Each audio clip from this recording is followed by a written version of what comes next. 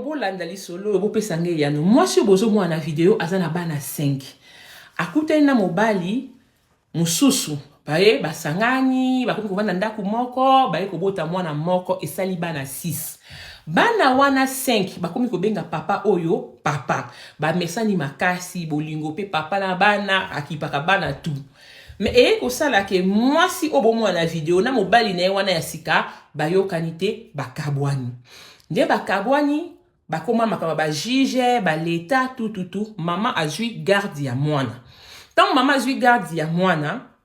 na ba bonane oyo kaka na feti oyo famille ya mobali na ye wana invité mwana wana moko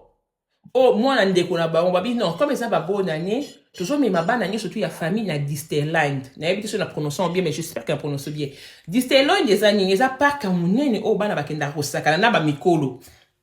mama obozo mona alobi non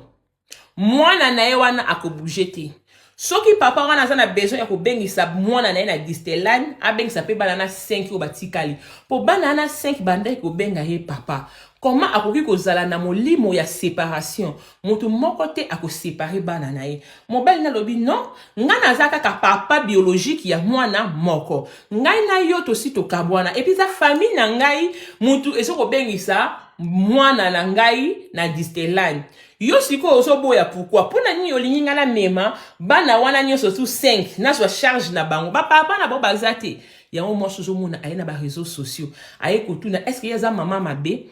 est-ce que yaza mama mabe pona ni mobali wala mobali alanda za mabe siko ba papa ba mama est-ce que moi aza na raison ya ko empêcher mwana na ye amona papa na ye biologique po bandeko na ye fo balanda bino bozo mona ngonde ni solo na moni pe li solo ngo bizarre na moni pe mama ngo bizarre bi bomoni ndeni à vous l'éclager nazo zela bino bo pese yano